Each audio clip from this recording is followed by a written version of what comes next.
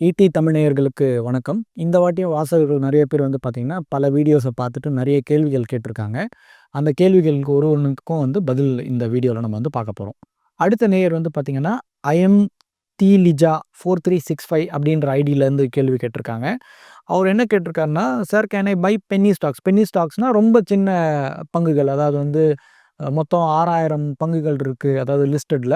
அதில வந்து பார்த்தீங்கன்னா 1000, 2000 பங்குகள தாண்டி அந்த கடைசி பக்கெட்டுன்னு சொல்லுவாங்க பார்த்தீங்களா? அந்த அந்த ஸ்டாக்க நான் வந்து வாங்கலாமா? அதாவது லாங் டெர்முக்காக நான் வாங்குறதுக்கு தயாரா இருக்கேன். என்னால வந்து ஹை கேப்பிட்டல் போட முடியும் அப்படின்னு சொல்லியிருக்காரு. ஹை கேப்பிட்டல் என்னன்றத டிஃபைன் பண்ணல. என்னால ஹை கேப்பிட்டல் போட முடியும். அந்த மாரி வந்து சின்ன கம்பெனீஸ்ல போய் நான் முதலீடு பண்ணலாமா? அப்படின்னு முதல் கேள்வி கேட்டிருக்காரு. அதுக்கப்புறம் அதுக்கு வந்து ஒரு லோ எக்ஸ்பென்ஸ் ரேஷியோ இருக்கணும் அப்படின்னும் கேட்டிருக்காரு. ஸோ முதல்ல வந்து நீங்க லாங் டெர்ம் பென்னி ஸ்டாக் வாங்க போறீங்கன்னா, அதுக்கு எக்ஸ்பென்ஸ் ரேஷியோ எதுவுமே கிடையாது. நீங்க வாங்கும்போது பே பண்ற புரோக்கரேஜ் சார்ஜ் மட்டும் தான். ஸோ அதுக்கு எக்ஸ்பென்ஸ் ரேஷியோ கிடையாது. எக்ஸ்பென்ஸ் ரேஷியோ வந்து பார்த்தீங்கன்னா, உங்களுடைய ஃபண்ட் இன்வெஸ்ட்மென்ட்க்கு தான் எக்ஸ்பென்ஸ் ரேஷியோ வரும். பட் நீங்க லாங் டெர்முக்கு இன்வெஸ்ட் பண்ணும்போது, பென்னி ஸ்டாக்ல இன்வெஸ்ட் பண்ணலாமா? அதாவது ஸ்டாக்ல இன்வெஸ்ட் பண்ணலாமா அப்படின்னு கேட்டீங்கன்னா, ஐடியலி நீங்க வந்து அவாய்ட் பண்ணலாம். ஏன்னா இது வந்து ஆல்மோஸ்ட் ஒரு லாட்டரி மாரி. நீங்க போடுற பணம் இன்கேஸ் சக்சஸ்ஃபுல்லா இருந்ததுன்னா, பல மடங்கு ஏறலாம். இல்லன்னா நீங்க கேப்பிட்டலயே வந்து தொலைக்கலாம். நீங்க வந்து ஐடியலா கேப்பிட்டல எப்பவுமே தொலைக்கக்கூடாது. உங்ககிட்ட எவ்வளோ பணம் இருந்தாலும், நீங்க வந்து கேப்பிட்டல வந்து தொலைக்கவே கூடாது. நெறைய பேர் இந்த இடத்துல வந்து தவறா மாட்டிக்கிறாங்க ஆக்சுவலா. இந்த சின்ன ஸ்டாக்க வாங்குனா நான் உடனடியா பணம் சம்பாரிக்க முடியும் அப்படின்ற ஒரு ஆசையினால வந்து நெறைய பேர் இந்த மைக்ரோ ஃபண்ட் ஆர் இந்த பென்னி ஸ்டாக்ஸ்ல வந்து போய் இன்வெஸ்ட் பண்ணிட்டு நெறைய பேர் வந்து நஷ்டத்த அடையறாங்க.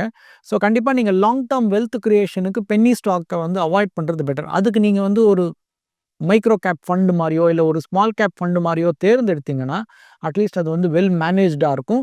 அது லாங் ரன்ல உங்களுக்கு வந்து பெட்டரா இருக்கும். நீங்க எக்ஸ்பென்ஸ் ரேஷியோவ பொறுத்தவரைக்கும் ஃபண்டுல வந்து பெருசா நீங்க வந்து கவலைப்பட வேண்டிய அவசியம் கிடையாது. ஏன்னா, அது வந்து பெரிய காஸ்ட்ன்னு சொல்ல முடியாது. ஏன்னா, நீங்க வந்து ஒரு வருஷத்துக்கு 1லேருந்து 2% தான் நீங்க வந்து பே பண்ண போறீங்க. அத வந்து நீங்க எதுக்காக குடுக்குறீங்கன்னா, உங்களுடைய ஃபண்ட மேனேஜ் பண்றதுக்காக. இந்த மாரி நீங்க பென்னி ஸ்டாக் ஐடென்டிஃபை பண்றதா இருக்கலாம், இல்ல ஸ்மால் கேப் ஐடென்டிஃபை பண்றதா இருக்கலாம். எந்த செக்டர்ல போடணுன்றதுக்காக நீங்க வந்து ஒரு ஃபீ பே பண்றீங்க. ஸோ, அதனால லாங் டெர்ம்ல வெல்த் கிரியேட் பண்ணணும்னா, நீங்க வந்து ஒரு நல்ல ஒரு ஃபண்ட தேர்ந்தெடுத்துட்டு நீங்க அதுல ரைட் பண்ணீங்கன்னாலே, நீங்க வந்து நல்லபடியா ரிட்டர்ன்ஸ் எடுக்கிறதுக்கான வாய்ப்பு இருக்கு. பென்னி ஸ்டாக்ஸ ஐடியலி அவாய்ட் பண்றது பெட்டர்ன்றது தான் என்னுடைய ஒரு ஒப்பீனியனா இருக்கும்.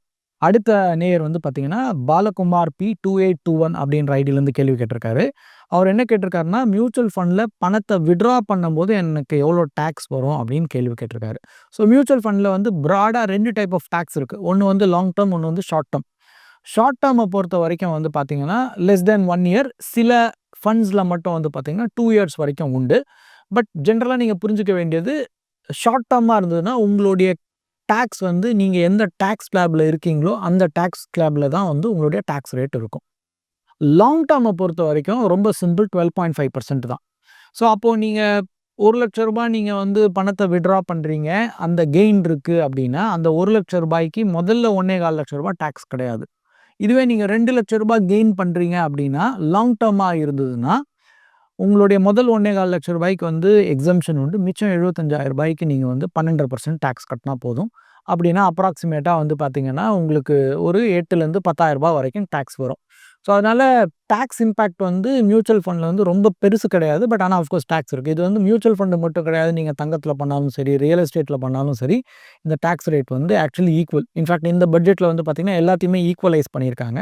ஸோ, அதனால டாக்ஸ் வந்து எல்லாத்துக்குமே சேம் தான். அதுவே ஷார்ட் டெர்ம்ல பண்ணீங்கன்னா, உங்களுடைய டாக்ஸ் ஸ்லாப்க்கு ஏத்த மாரி வந்து டாக்ஸ் ரேட் வந்து சேஞ்ச் ஆகும். நீங்க 10% இருந்தீங்கன்னா 10%, 20% டாக்ஸ் பிராக்கெட்ல இருந்தீங்கன்னா 20%, 30% இருந்தீங்கன்னா 30%.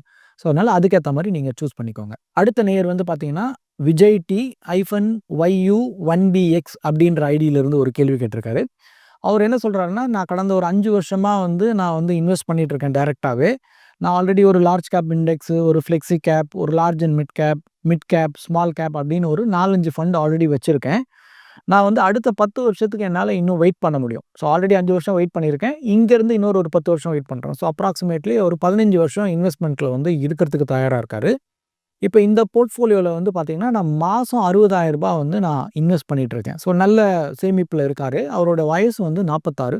ஸோ இன்னும் 10 வருஷம்னா ஆல்மோஸ்ட் ரிட்டயர்மென்ட் வரைக்கும் அவரால வந்து இத தொடர முடியும் அப்படின்னு சொல்லியிருக்காரு. நான் இந்த போர்ட்ஃபோலியோல சரியா பண்ணியிருக்கேனா அப்படின்னு கேட்டிருக்காரு. முதல்ல வந்து நீங்க வந்து கரெக்ட்டா சேமிக்கிறீங்க. முதல்ல நல்ல அமௌண்ட்ட சேர்த்துட்டு இருக்கீங்க. 2வது ஆல்ரெடி 5 வருஷம் இன்வெஸ்ட் பண்ணியிருக்கீங்க. ப்ளஸ் இன்னொரு 10 வருஷம் வெயிட் பண்ண போறீங்கன்ற பட்சத்தில அண்ட் உங்களுடைய போர்ட்ஃபோலியோ ஓரளவுக்கு வந்து வெல் டைவர்சிஃபைடா தான் இருக்கு. ஸோ நீங்க இந்த பிளான நீங்க அப்படியே கன்டின்யூ பண்ணலாம். கன்டின்யூ பண்ணீங்கனாலே ஓரளவுக்கு நீங்க வந்து நல்ல கார்பஸ கிரியேட் பண்ண முடியும். அதுக்கு வாழ்த்துக்கள். அடுத்தது வந்து பார்த்தீங்கன்னா, அன்பழகன் 1711 அப்படின்ற ஐடியிலேருந்து கேள்வி கேட்டிருக்காரு. அவர் என்ன கேட்டிருக்காருன்னா, தன்னுடைய குழந்தைக்கு வந்து பார்த்தீங்கன்னா, இன்னும் 15 வருஷத்துக்குள்ள ரூ. 1,00,00,000 நான் வந்து பணம் சேர்க்கணும். அப்படி சேர்க்கணும் அப்படின்னா, நான் எந்த திட்டத்தில வந்து நான் வந்து பணத்த சேர்க்கலாம் அப்படின்னு ஒரு கேள்வி கேட்டிருக்காரு. ஸோ இதில வந்து நெறைய ஆப்ஷன்ஸ் இருக்கு. ஒரு விஷயத்த நீங்க கிளியரா சொல்லியிருக்கீங்க. எவ்வளோ பணம் வேணும் அப்படின்னு சொல்லியிருக்கீங்க. எவ்வளோ வருஷத்தில வேணும்னு சொல்லியிருக்கீங்க.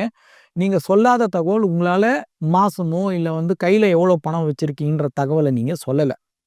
ஆனா என்னென்ன ஆப்ஷன்ஸ் இருக்குன்னா, ஆப்ஷன்ஸ் நெறைய இருக்கு. ஒண்ணு வந்து பார்த்தீங்கன்னா, இந்த குழந்தைங்களுக்கு வந்து பார்த்தீங்கன்னா, பிபிஎஃப் மாரி ப்ராடக்ட்ஸ் இருக்கு. இன்சூரன்ஸ் ரிலேட்டட் ப்ராடக்ட்ஸ் இருக்கு. அதுக்கப்புறமா மியூச்சுவல் ஃபண்ட்ஸ் ரிலேட்டட் ப்ராடக்ட்ஸ் இருக்கு. ஸோ இப்ப இதில வந்து ப்ராடக்ட்ஸ்ல வந்து எது லாங் டெர்முக்கு நீங்க 15 வருஷம் சொல்றதுனால, கண்டிப்பா வந்து ஒரு மியூச்சுவல் ஃபண்ட் ப்ராடக்ட் வந்து ரிட்டர்ன் வைஸ் வந்து கண்டிப்பா பெட்டரா இருக்கும். அண்ட் வெல் டைவர்சிஃபைடாவும் இருக்கும். இப்ப எனக்கு வந்து மியூச்சுவல் ஃபண்ட் வேணான்ற பட்சத்தில நீங்க வந்து ஒரு பிபிஎஃப் மாரி ஒரு ப்ராடக்ட்ட கூட தேர்ந்தெடுக்கலாம். பட் ஆனா உங்களுடைய இன்வெஸ்ட்மென்ட் தொகையும் ரொம்ப முக்கியம். இப்போ உங்களால வந்து மாசம் 15, 20,000 தான் சேர்க்க முடியும் அப்டின்னா, அப்ப நீங்க கண்டிப்பா ஒரு மியூச்சுவல் ஃபண்ட தேர்ந்தெடுத்தீங்கன்னா தான் உங்களுக்கு வந்து 15 வருஷத்துல ரூ. 1,00,00,000 சேர்க்க முடியும். இதுவே என்னால வந்து மாசம் ரூ. 5,000வோ இல்ல ரூ. 6,000வோ தான் சேர்க்க முடியும்னா, கண்டிப்பா நீங்க வந்து ஒரு பிபிஎஃப் மாரி ஒரு ப்ராடக்ட்ட தேர்ந்தெடுத்தீங்கன்னா, கண்டிப்பா நீங்க ரூ. 1,00,00,000 வந்து சேர்க்க முடியாது. ஸோ அதனால உங்களுடைய தேவைய நீங்க கிளியரா ஐடென்டிஃபை பண்ணியிருக்கீங்க. உங்களால எவ்வளோ பண்ண முடியும்ன்றத பொறுத்து நீங்க வந்து இன்வெஸ்ட்மென்ட் பண்ணலாம். பட் என்னுடைய சஜஷன் என்னன்னா, நீங்க 15 வருஷம் டைம் வச்சிருக்கிறனால, கண்டிப்பா நீங்க வந்து ஒரு நல்ல ஒரு மியூச்சுவல் ஃபண்ட் மாரி ஒரு ப்ராடக்ட்ட ஒரு டைவர்சிஃபைட் ஃபண்ட எடுத்துட்டு, நீங்க ரெகுலராவோ இல்ல உங்க கையில ஏதாவது ஒரு தொகை இருந்ததுனாலோ, நீங்க வந்து போட்டுட்டு அதிலிருந்து நீங்க ரெகுலரா பண்ணிட்டு வந்தீங்கன்னா, நீங்க 15 வருஷத்துல ரூ. 1,00,00,000 தொகைய எட்டுறதுக்கான வாய்ப்புகள் கண்டிப்பா வந்து அதிகம். ஸோ அதனால நீங்க எது உங்களுக்கு சூட்டபிளா இருக்குன்றதுக்கு ஏத்த மாரி நீங்க வந்து சூஸ் பண்ணிக்கோங்க. எய்தர் ஒரு மியூச்சுவல் ஃபண்ட் ஆர் ஒரு பிபிஎஃப் அந்த மாரி ஒரு ப்ராடக்ட் எடுத்துக்கிட்டீங்கன்னா பெட்டர். பட் என்னோட சஜஷன் 15 வருஷம் இருக்கிறனால கண்டிப்பா நீங்க ஒரு மியூச்சுவல் ஃபண்ட வந்து தேர்ந்தெடுக்கலாம். மியூச்சுவல் ஃபண்ட்ஸ்ல முதலீடு பண்ணுங்க. மாசம் மாசம் எஸ்ஐபி போடுங்க. எஸ்டபிள்யூபில நிறைய ரிட்டர்ன்ஸ் கிடைக்கும் அப்படின்னு எல்லாரும் சொல்றதை கேட்டு குழம்பி போயிருக்கீங்களா? இனிமேல் அந்த கவலையை விடுங்க. பொருளாதாரம் சம்பந்தமான உங்களோட சந்தேகங்கள் எல்லாத்தையும் ஈடி தமிழ் ஆஃபீஸ்க்கே நேரடியா வந்து எக்ஸ்பர்ட்ஸ் கிட்ட கேட்க முடியும். அதுக்கு நீங்க செய்ய வேண்டியதெல்லாம் உங்களோட பெயர் மற்றும் கான்டாக்ட் நம்பரை ஸ்கிரீன்ல தெரியுற இந்த நம்பருக்கு வாட்ஸ்அப் பண்ணுங்க. நாங்க உங்களை நேரடியா தொடர்பு கொண்டு மற்ற விவரங்கள் எல்லாம் சொல்லுவோம். உங்க சந்தேகங்களை உங்களுக்கு ஃபேவரட்டான எக்ஸ்பர்ட்ஸ் கிட்ட கேட்கிற இந்த ஆப்பர்ச்சுனிட்டியை மிஸ் பண்ணிடாதீங்க.